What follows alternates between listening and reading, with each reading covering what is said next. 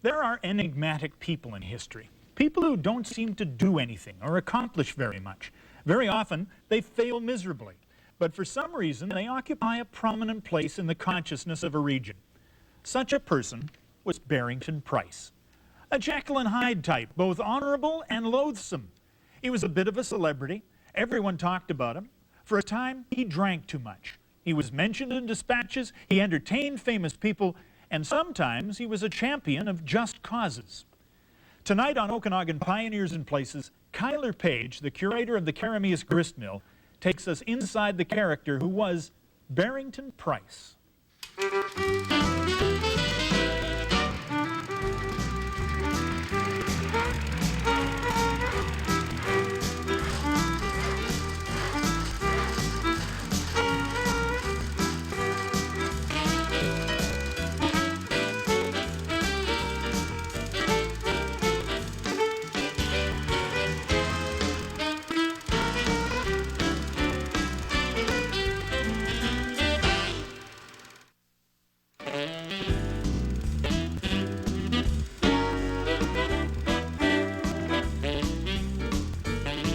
Welcome to Okanagan Pioneers and Places. Mike Roberts is with you, and today Kyler Page, who's the site manager of the Gristmill in Karameas, a designer of the Kamloops Museum, a lecturer in history at Selkirk College, is in to talk about a man who haunts him to this day. His name is Berrington Price. He's actually over your shoulder, Kyler. What's special about this guy to you? Well, this is the man that founded the Gristmill at Karameas, and he's led me on a trail of research that has just proved fascinating, and so I've tried to learn more about him. We really have to go back to about when. When did he make his arrival in this country, and where did he come from? What's his background? Well, he came from England. He came from a very highly placed family in England. In fact, his great-uncle had married a sister of the Queen's mother. So he was right up there in society. His father was actually a clergyman. So he didn't inherit the family fortunes and the family lands, and he had to make his own way. But Berrington had inherited quite a fortune from his mother, and he came out here at about age 32 in 1872 to stake out a turf for himself, in a sense, establish a cattle ranch and try and make use of the money that he still had left. Now, how much did he inherit? This is spectacular money, really. It seems to be. We actually haven't found out yet who his mother is. I'm still trying to research that. There's a bit of a mystery there because just the paper trail hasn't given her name yet. But one of the early settlers out here who came in at the same time Berrington did said that Berrington had arrived here with either 60,000 pounds or $60,000. Either way, it was a lot of money. And he said, legend was that it flowed pretty freely. Is that right? Berrington was a wastrel, a spendthrift? He seemed to have spent freely, and he spent on things. Well, put it this way, a handwriting analyst looked at his letters that we found in the provincial archives and said money meant nothing to him. It was simply a means to make things happen. And that seems to be what I discover as I look into his life more and more. He invested in property, establishing a great ranch in the Smilkameen. He has built the first flour mill up in this area when the next flour mill was 200 miles away by horse trail. Yeah. So he invested in bringing in this money in this flour mill equipment. He invested in horse racing. They had really classy horse races run by English Jockey Club rules in 1874 in the Smilkameen Flats with prizes of $30, which would be more than a month's wage for a normal worker then. So who was putting up the money? What would be the population of the area at that time when they're having these huge horse races? Oh, it was scanty.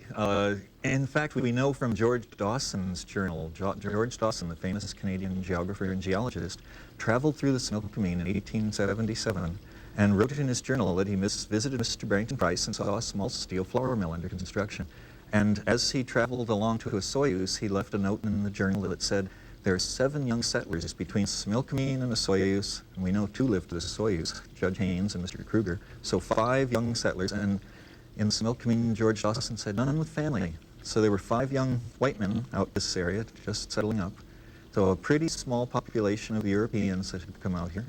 Who did he come with? Now, he comes over 1872, he arrives in British Columbia, Victoria probably, New Westminster? Yeah, in fact, the paper trail even found that. I was looking through the Inland Sentinel, and there was a list of passengers that had taken the boat called the Enterprise from Victoria to New Westminster, and in the passenger list it says Messrs. Price, Nicholson, and Lowe, and then there were various other souls. It says so. you found in these passenger lists, they listed every time the boat sailed who was on it. If you were distinguished, they'd have your full name and your profession. And the Reverend J.P. Price and his wife and all would be listed. And then there would be Messrs. So-and-so by last name, and then they would say, and 32 other souls. So these were in the named people. The second echelon, at least named individuals. At least named. Were they coming to a mysterious, I mean, what had he set up for himself at this stage of the game? What it looks like was happening was that it was at the moment that he and Nicholson were arriving, and they were leasing land from Lowe, who had leased it from the Hudson Bay Company.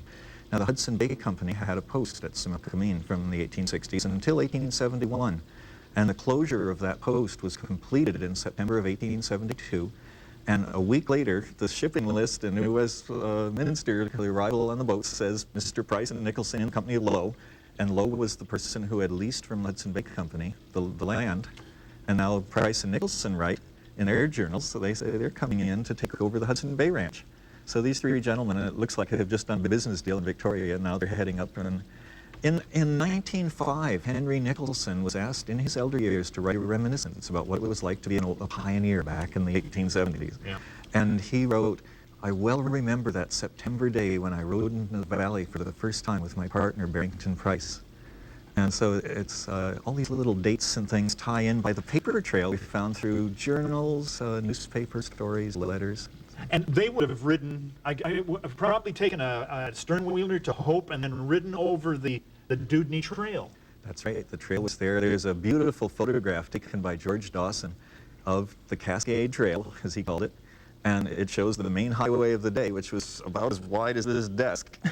And that's where they would have ridden over by horse. He would have been a good horseman, and he would have arrived here with his youth, aboard a horse, with some money and a plan. Henry Nicholson, in his reminiscence, said, "In those days, a horse's legs were as essential as a man's." So, yep, horse is the way. Advice. No wagon roads at that time yet. Right on. And that's an interesting story in itself. We're going to take a break here because who is this guy with $60,000, $6 million in today's terms, or what's left of it, arrives here and does some stuff, but he's a bit of an interesting character. We'll talk about that after this break.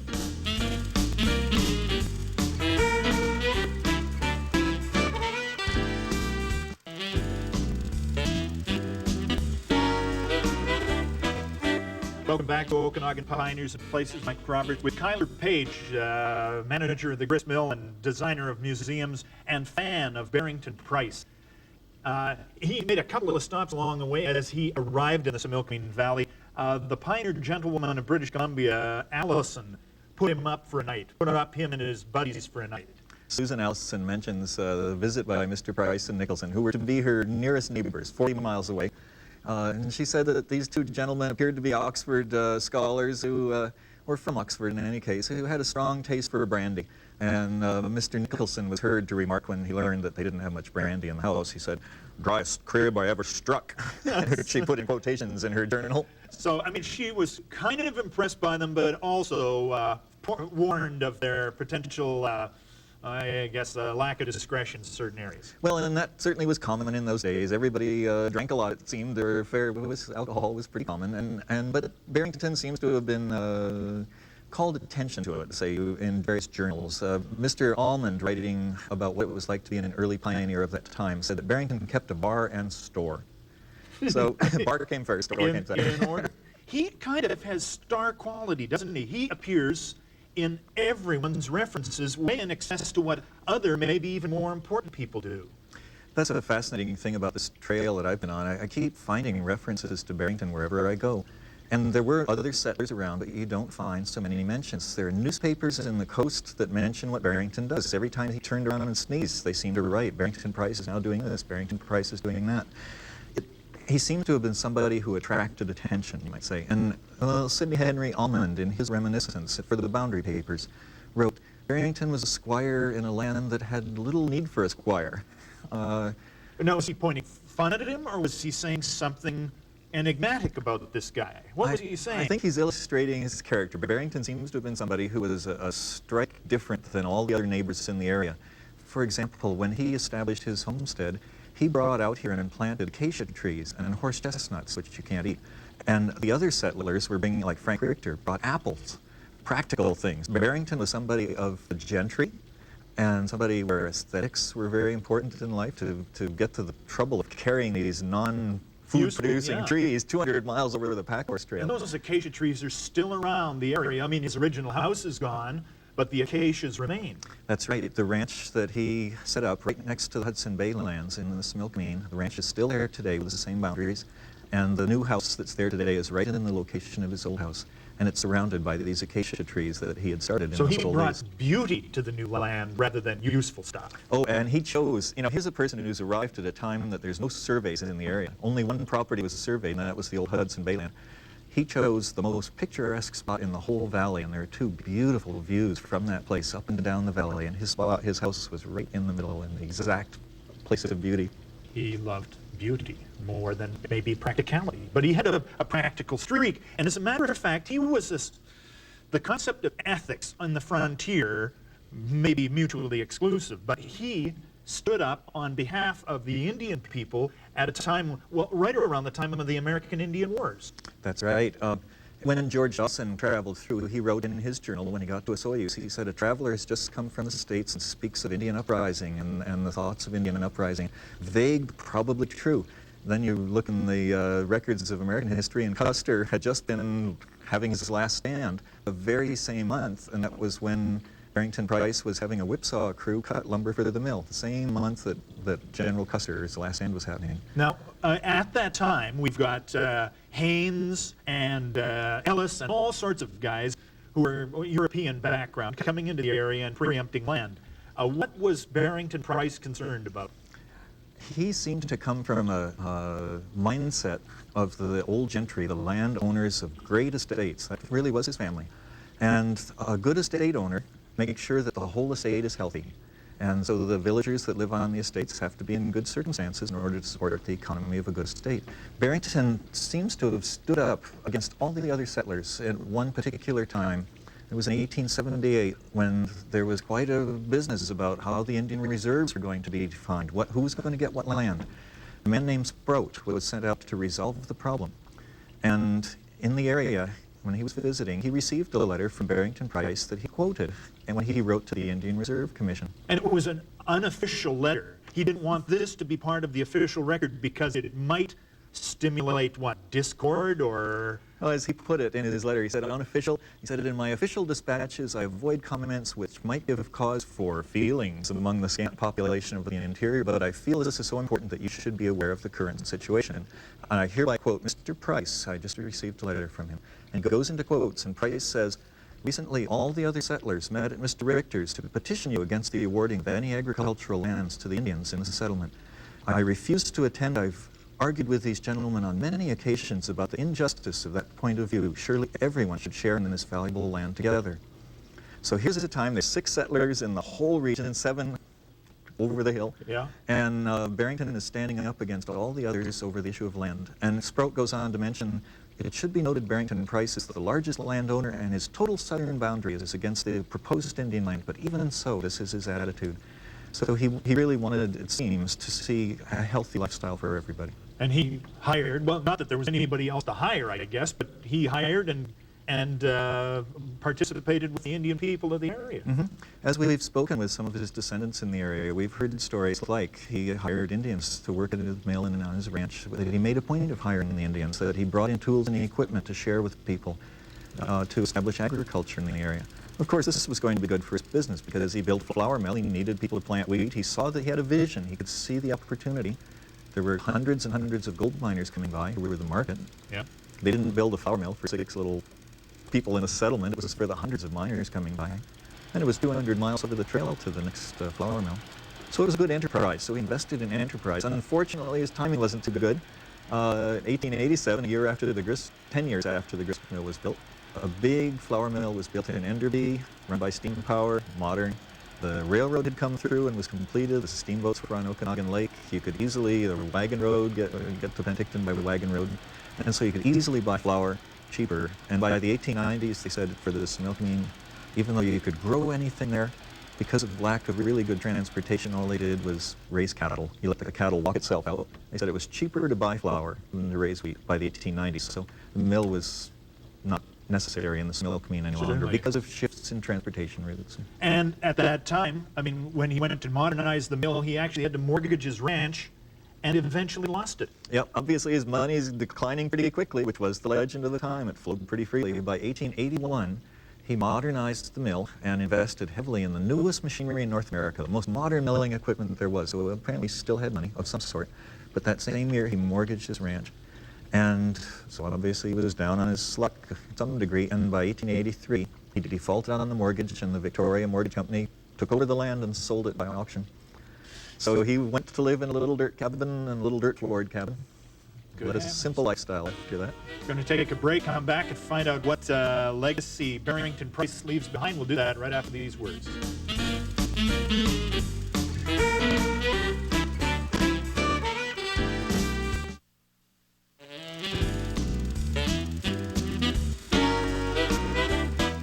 Welcome back to Pioneers and Places. Kyler Page with us, and we're talking about Berrington Price. Just before we continue with the story, we have an artifact out front, which is a property post. It is. It's a survey post, a corner post from one of his properties. It's probably the first one in 1871. And it's got B. Price engraved in the post. Carved right in it. This is from the Penticton Museum, and we borrow it to use at the grist mill in Caramias. Good work. And the letters attached to it are? They relate to water rights. When he sold his property to Mr. Coulthard in 1904, and Berrington went back to England, Coulthard thought he had the water rights on the creek too, and it turns out they actually weren't there. So there were letters gone back and forth between the water rights commissioner, and these are actually copies. They're the equivalent of today's photocopies, written by a clerk in an office, and it's marked copy about who actually has the water rights on the creek. Man loses his property. You'd think, especially after being the biggest landowner in the area, that he would, I don't know, disappear. He stays in very humble digs. He does indeed. In the 1890s, a man named Sharp, Reverend Sharp, was the first Protestant minister in the area, a Methodist that came out from Ontario to serve the small community out of here at that time. He wrote in his reminiscence as an elder what it was like to be a pioneer minister here. And he writes about Berrington Price. And he says, when I met him, he was a financial wreck, but a born and cultured gentleman. He said he was living in a small hut with a dirt floor and a table and bunk tied to the walls in trapper fashion, like a trapper cabin. And in fact, we found some references to him in Julia Bullock Webster's diary. She was a lady that came to visit in the 1890s, visiting her sons. Right across the river from her son's house is Berrington's cabin. And she goes to visit, sees tomatoes, sees her first rattlesnake in Berrington's tomato patch. And she painted watercolor paintings, and one of those includes a picture of Berrington's cabin. And she was such a fanatic for detail that every corner post is painted very, even though it's sort of this big, every detail's there, and you can see what kind of cabin he lived in. And even though he was in that, his means were gone, he was still a gentleman, and worthy of her respect. Yep, she spoke many times about enjoying conversations on the veranda after dinner, and she looked forward to him coming to dinner and socializing. So she certainly thought he was just fine in British terms. He left no name behind here, but he left many offspring. He did. He had children by several Indian women, and each was a daughter. Each woman bore him a daughter. And so there were no sons to carry the name forward when they married. And the same happened with his uncles, and also his brother had no children. And so what happened was that at his generation, the whole line of the Prices, which were once great landowners in England, that line of Prices died out. Berrington was the last Price of his line left alive. Who are his ancestors now? Well, today there are grandchildren, great-grandchildren in the Similkameen and Penticton area. People in the Kruger families, the Allison families, the Turner-Basket families, many families can trace their lineage back with Berrington as either grandfather or great-grandfather. This is a neat article because it was written by a young student about Berrington Price, her great-great-grandfather. This is by Renee Kruger. This was just written last year. Renee entered it in the Okanagan Historical Society competition for student compositions. And she won first prize, and she did a lot of research along with her mother into the family history, and Berrington is her great-grandfather. Berrington Price, what happens to him? You said he went back to England? In 1904, he was 64 years old. He went back and lived with his brother and lived there until he died in 1913. And he still seems to be a man of spirit, because he writes in a letter to Frank Richter in 1904. It was a letter about the water rights issue there. Frank was trying to sort it out. He says, "Frank, it's wonderful here in England. They have hard-packed roads and bicycles with brakes that will act so you can go down any hill as fast as you please." But he says, "Mind, you have to watch for the motorcycles and motor cars whipping about." So here's a picture of a man on a bicycle enjoying going fast, but he's not an automobile owner. You know, he's a bicycler. I allude again to the fact that this photograph is lurking over your shoulder behind you here. You're in a research facility in London, half an hour away from Heathrow. All of the time left to research this man is running out, and you still haven't got the definitive connection material. Well, what was happening there, I spent 2 weeks researching the family tree. I had it in my mind's eye, a trunk with pictures in it and letters from Berrington, perhaps in some family back in England. And if I could only find a family link, maybe I could find some more about him. And so I was trying to find out who was his father, or what was the family tree. And I hadn't yet discovered which of the two brothers was his father at that generation. And I had been working at country record offices all around, county record offices, and I was in the big facility in London. I had a half hour to go before my time was up, and the plane was going to leave from Heathrow Airport in an hour and a half time. It took them time to get there. I had to get on the tube and leave within 1/2 hour of a certain moment. And so I decided I'd use rational research techniques. I'm going to try something else here, because I hadn't found it yet. And so I just sat for a minute, and I said, which book wants to come off the shelf here, and where am I going to find this information? And I just kind of followed my feelings, and I pulled a certain book off a shelf. And I mean, this is in a room with hundreds and hundreds of record books of wills. And I opened it up, and it was to the P's, which was interesting, and I turned the page, and there was Berrington Price announcing that his will was to Berrington and his brother George. I mean, these things happen, they make your spine tingle when they happen, but in historic research, I've often found these things actually do happen. So I treasure those memories, I honor them, and who knows why they happen, but I often feel Berrington's kind of looking over our shoulder here, smiling to see his facility that he had such vision for still being used today. Kyler Page, thank you very much for coming in today. Wonderful story, and you still have to find his mother. Still got to find his mom. Thank you very much. The story of Berrington Price on Okanagan Pioneers and Places.